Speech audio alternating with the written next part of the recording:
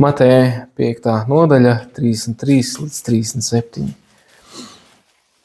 Jūs vēl esat dzirdējuši, ka vecajiem sacīts, tev nebūs nepatiesi zvērēt, bet tam kungam turēt, ko tu zvērēdams solījis. Bet es jums saku, jums pavisam nebūs zvērēt, ne pie debesīm, jo tās ir Dieva goda krēsls, nec pie zemes, jo tā ir viņa kāja pamesls, nec pie Jeruzalemes, jo tā ir lielā ķēniņa pilsēta. Tev arī nebūs zvērēt pie savas galvas, jo tu nespēji padarīt vienu vienīgu matu, ne baltu, ne melnu. Bet jūsu vārdi, lai ir jā, jā, nē, nē, kas pāri par to, tas ir no ļauna. Amen. Lūksim. Mīļais kungs, paldies par tavu vārdu. Paldies par tiem apsolījumiem un paldies par tām pavēlēm. Paldies, Dievs, par to, ka tu esi apsolījis iet kopā ar mums. Un es lūdzos svētī šo vārdu un paldies, ka tavs vārds ir dzīvs un ļauj to mums vairāk saprast. Jēzus vārdā. Amen. Lūdzu, sēdiet. Un domājot par to, ko tad iedot ceļmaizei jaunajām draudzes locekļiem. Un man jādomā par šiem vārdiem, lai tavs jā ir jā un nē ir nē. Lai nav tā, ka mēs mētājamies ar apsolījumiem vai mētājamies ar lietām. Jā, mēs to darīsim un tad mēs to nedaram un nē, es to negribu un beigās vienkārši ej un izdari. Bet arī mums katram vienam par to ir jādomā. Lai tavs jā ir jā un nē ir nē. Lai tu neesi neusticams. Un tad arī tev nevajadzēs ne zvērēt, neko. Jo vienkārši cilvēks zinās, ka, ja tu esi pateicis, ka tu darīsi to, tad tu to darīsi. Un ja tu saki, ka tu to nedarīsi, tad tavs nē arī ir nē. Un laikā, kad tika uzrakstīts šie vārdi, zvērsti parasti tika lietoti tādēļ, lai paspilgtinātu, cik ļoti cilvēks to apņēmies. Jā, es tur nozvēros un tā tur būs. Tā kā āmen baznīcā, tas varbūt nav tas labākais teiciens, bet cilvēki tāds var saka un zvēr pie Dieva. Un mums patiesībā nevajadzētu zvērēt pie Dieva, un kā jau Dieva vārds saka, vispār nevajadzētu zvērēt. Kā mēs zinām, ka mēs patiešām rīt būsim tur, kur mēs esam iecerējuši būt. Mēs pat to nevaram apsolīt. Mēs nevaram zvērēt pie to. Es zvēru, es rītā braukšu un darīšu. Mēs nezinām apstākļus. Dievs zina. Un, jā, kā jau daži vīri saka, ja Dievs dos, ja Dievs vēlēs. Ja Dievs vēlēs, tad mēs iesim un darīsim. Ja Dievs ļaus, tad mēs iesim un piepildīsim to. Un tad tas arī sanāk. Ja mēs zvēram, tad tas mums jāizpilda. Un mēs zvēres nevaram izpildīt, tad viens čiks ir. Nekas tur nesanāk. Un tā ir tāda tukša runāšana. Mēs tur solam un daram, bet nedaram. Vai apsolam, ka mēs nekad to nedarīsim. Mēs nevaram zināt, mēs nevaram apsolīt.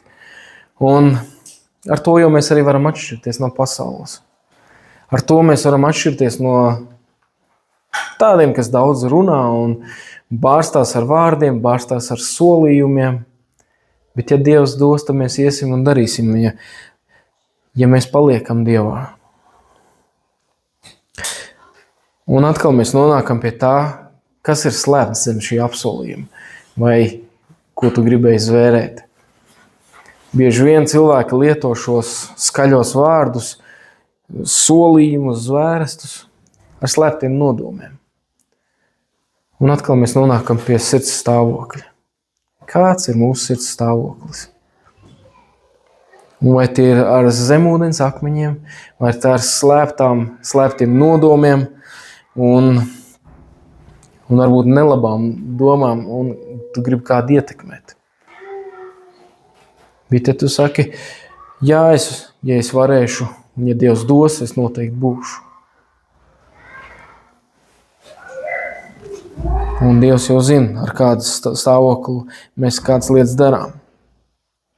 Un pienāks brīdis, kad mums kādai lietai būs jāsaka jā, un kādai lietai būs jāsaka nē.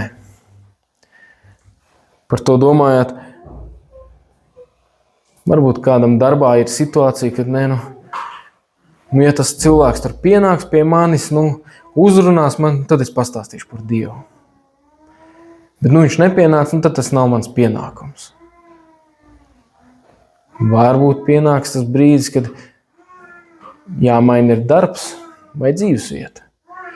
Ja kāds man piezvanīs un pateiks, te ir laba dzīvesvieta, vai te ir labs darbs, vai te ir laba nodarbošanās, tad es iešu un darīšu.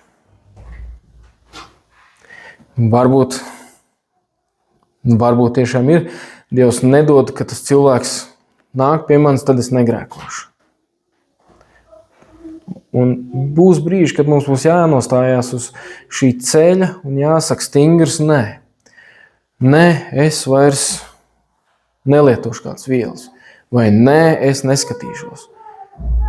Vai nē, uzšķīrās televizorā vai datorā kāda filma. Viņi uzšķīrās, tad es skatīšos. Bet mums būs pienāks brīdis, kad mums būs jāpasaka skaidrs nē. Un tā kategorisma prasība pienāksies no tevis. Tā atbildības prasība pienāksies no tevis. Ka tu parādīsi savu raksturu. Ka tu parādīsi savu mugurkaulu. Vai tev ir mugurkauls, vai tu plūst pa straumi. Vai tev būs jāpasaka, ja es tagad izvēlos šo kalpošanu. Mums bija jāuzņemās Ogres draudzē pusauģu kalpošanu. Ļoti ērti būtu, ka mēs tikai ejam kādam palīdzēt, bet nav kas iet un dara. Droši vien Baibelē līdzīgi bija par sieviešu kalpošanu. Vienkārši ir jāsāk darīt. Jo kādam ir jābūt pirmajam, kas sāks un darīt. Varbūt tu esi tas pirmais. Pirmie bieži dabū pa degunu vai pa ragiem, bet kādam ir jābūt tas, kas ir pretstraumi. Kādam ir jāsaka pirmo reizi jā. Un varbūt tieši to ar savu paraugu iedrošinās kādu citu. Varbūt tieši to ar savu paraugu būs par svētību kādam citam. Mums ir jāizvēlās, kam pieslieties.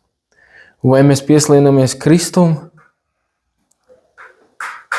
un sakam Kristum jā, un kāds šis jā būs? Vai šis jā būs ērtuma jā? Šajā brīdī man tas ir izdevīgi, un tad es to darīšu. Man ir kādi cilvēki arī pazīstami. Jā, es tur bezmaz krustus metu, un tūlīt es darīšu un būšu. Bet jā, tagad es prasu, toreiz tu teici jā, un varētu to darīt. Nevaru. Vienkārši es saprotu, nav ērti. Šajā brīdī nav ērti, un šajā brīdī nav izdevības. Bet tā ir svētība, ko mēs varam darīt Kristum. Svētība, ko mēs varam darīt sev apkārtējiem. Svētība, ko mēs varam darīt sev. Un kāds būs tavs nē vēlnam? Vai tas būs pielaidīgs? Vai tas būs, ar gumijas piegaršu? Tagad mēs tādu robežu vai tādu robežu.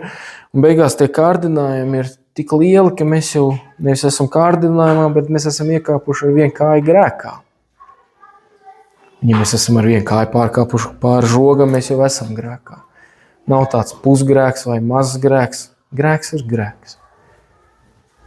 Un ja mēs ļaujamies kārdinājumiem, ja mēs ieguldamies kārdinājumos, mums arī atalgojums būs viens kārtīgs grēks. Un lai mūsu izvēle par labu Kristumu ir, ka tā ir stingra izvēle. Dievs atalgo uzticamos. Dievs atalgo tādus, ja mēs esam uzticami Kristumu kalpotāji, viņš atalgo. Mūsu attiecības ar Kristu būs daudz tuvāks, ja mēs darīsim Kristumu paprātam. To, uz ko Kristus mūs aicina. Un ātrāk vai vēlāk viņš mūs svētī un mūsu attiecības ar viņu ir arvien tuvāks, arvien dziļāks. Un mēs nevaram būt pārāk tuvu Kristum. Mēs nevaram būt pārāk līdzīgi. Te ir robeža. Te pietiks. Robeža ir ar velnu, robeža ir ar grēku, robeža ir ar kārdinājumu, bet ne ar Kristu. Un tāpēc stāviet stipri ticībā, un 1. korintiešiem 16. nodaļa 13. pants. Esiet modri, stāviet ticībā, turieties kā vīri, esiet stipri. Un kādos citos tulkojumos šajā vietā esiet modri saka, esiet sardzē. Esiet sardzē. Vērojiet, kas notiek. Kas tas ir par darbu vai par jautājumu, par ko tev likt uzmanīties. Mums jāsaprot, ka mēs dzīvojam fiziskā pasaulē, bet garīgā pasaule ir realitāte. Dievs ir īsts, bet arī Sātans ir īsts. Sātans pārbauda, Sātans uzbrūk, Sātans grib saplosīt tavu sirdi un nolaupīt tevi no Kristus. Viņš tev grib iznīcināt. Patiesībā viņš tev grib iznīcināt un pagremdēt. Viss, ko viņš no tevis grib, ir tevi iznīcināt. Tevi saplosīt. Un viss, ko Dievs grib, ir tevi izglābt. Dievs grib tev dot savu mīlestību. Dievs tev grib dziedināt tavu dvēseli. Viņš grib, lai tu esi izglābts. Lai pēc šīs dzīves mēs nonāktu pie Kristus. Lai mēs kopā varētu pēc šīs dzīves iemantot Kristu. Un tas ir kaut kas daudz vairāk. Tas nav tikai, ka mēs tagad dzīvojam ērtumā vai nodzīvojam šo dzīvi ļoti ērtu. Nodzīvosim ērtu dzīvi, bet tikai izpatikuši sev un Sātanam, tad mūsu beigas ir elle. Bet ja mēs šo dzīvi dzīvojam kopā ar Kristu, ja mūsu izvēle bija par labu Kristum, mēs dzīvosim daudz vairāk par šo. Ne tikai svētītu šo dzīvi, ne tikai piepildīt šo dzīvi, bet kopā arī pēc šīs fiziskās dzīves ar Kristu. Bet mums ir jābūt modriem un stāviet ticībā, ka mēs ticam uz Kristu. Un kas tad ir ticība? Ticība ir stipra pārliecība par neredzamām lietām. Mēs ticam, ka ir Dievs. Mēs ticam, ka ir Dievs. Un lai mēs nedotu vietu vēlnam, lai mēs neiedotu atstātas kāds durtiņas vaļā, šī pēdējā lieta, ko es paturēšu sev par labu, šitā man mīļa ir. Bet Dievs grib tevi dziedināt arī tavā tajā mīļajā lietā, kas varbūt ir grēks. Vai tas grēks tevi neved arvien tālāk no Kristus?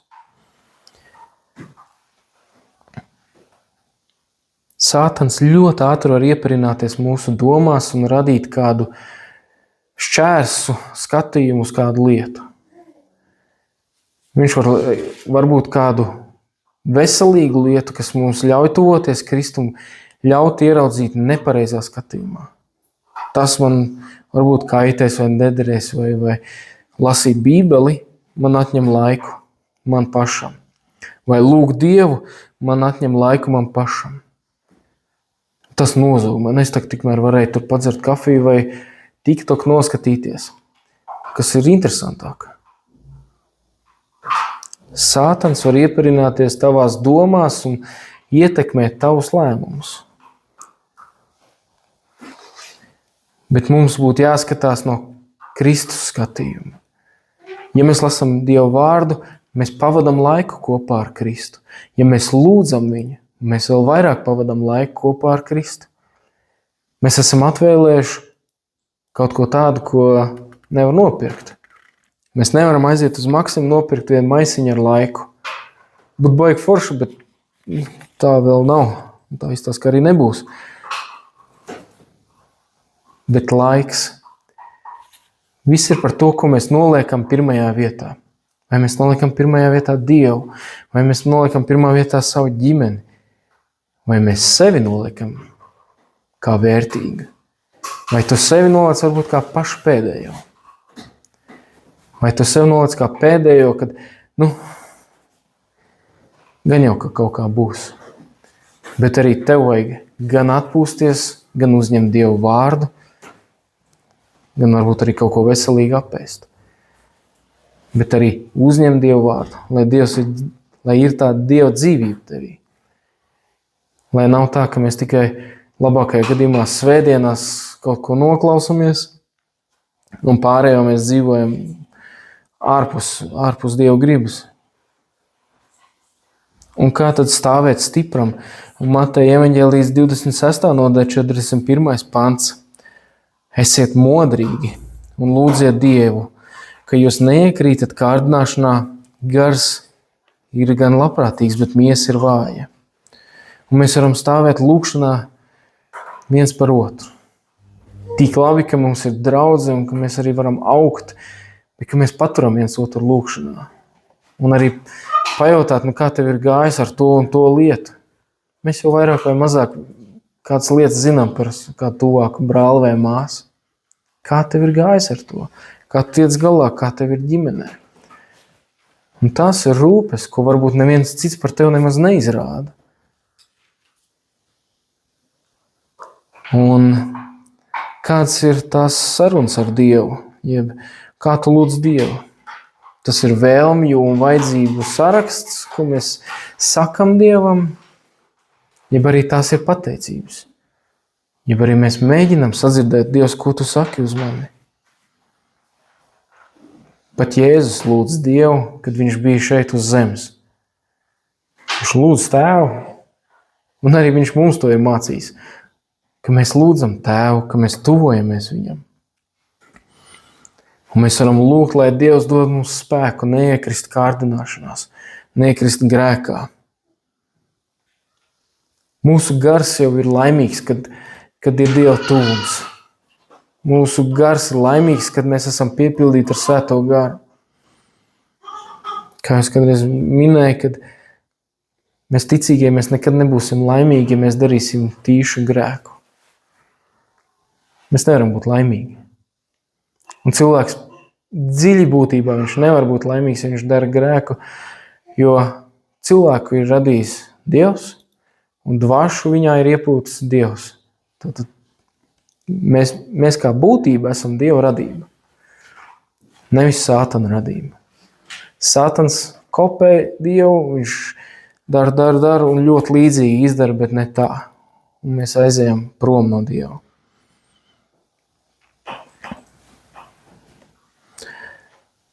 Un šos vārdus, esiet modrīgi un lūdziet Dievu, ka neiekrītiet kārdināšanā, gars ir gan labprātīgs, bet miesa vāja. Jēzus saka saviem mācekļiem Ģetsemans dārzā, pirms viņi pienaglo krustā. Esiet modrīgi.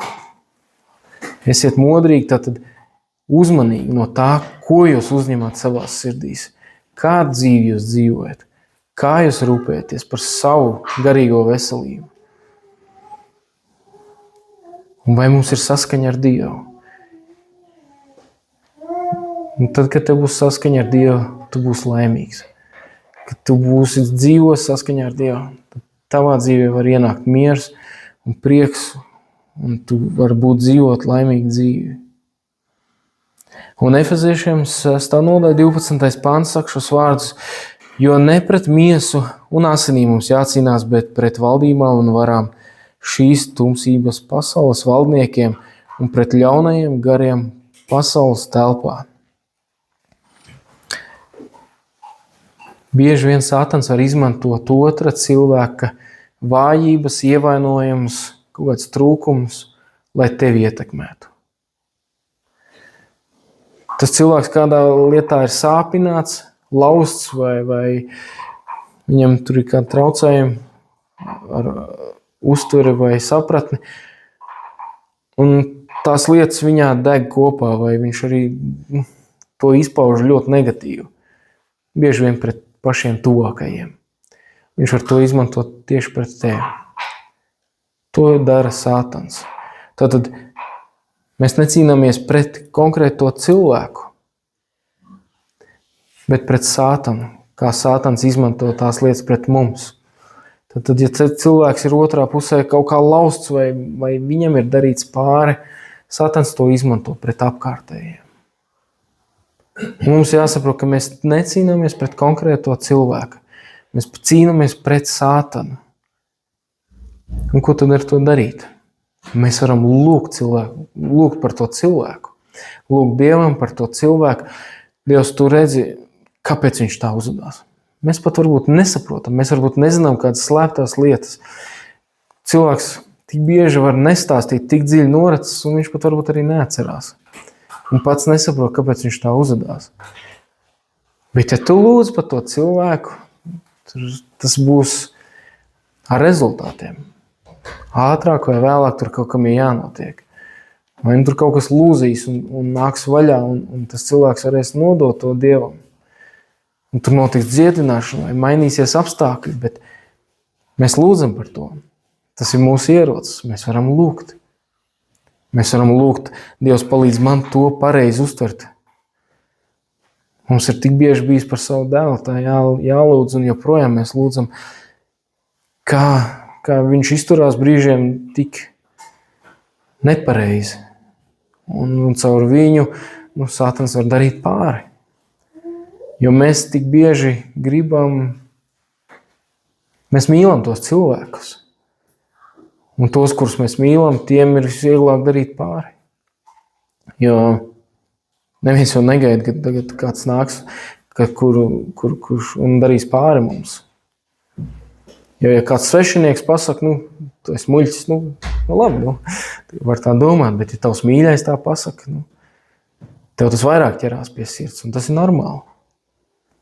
Tāpēc, ka mūsu starpā valda mīlestība. Un vēl jau vairāk mēs varam dot savu mīlestību, dot savu piedošanas, dot savu žēlstību un lūgt. Un svētīt un lūgt.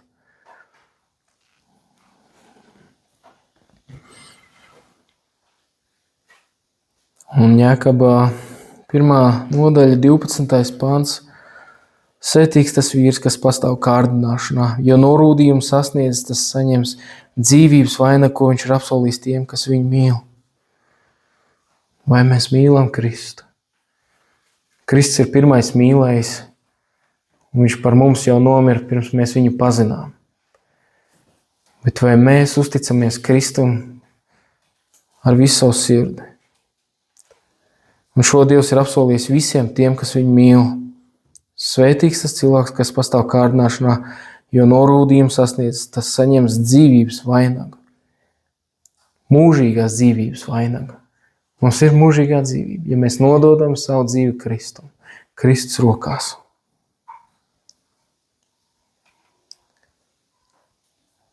Un šis apsolījums ir derības starp Dievu un viņa tautu, jeb viņa draudzi, jeb mums. Ja mēs mīlam Kristu, tad mums ir dzīvības vainags. Lai Dievs uz to svētī. Amen. Lūksim. Mīļais debes Tēvs, slavu un pateicību par Tavu vārdu, un patiesi, ka lai mūsu jā ir jā, un mūsu nē ir nē, un ka mēs esam Tev uzticami, un ka mēs katru dienu nododam Tavās rokās.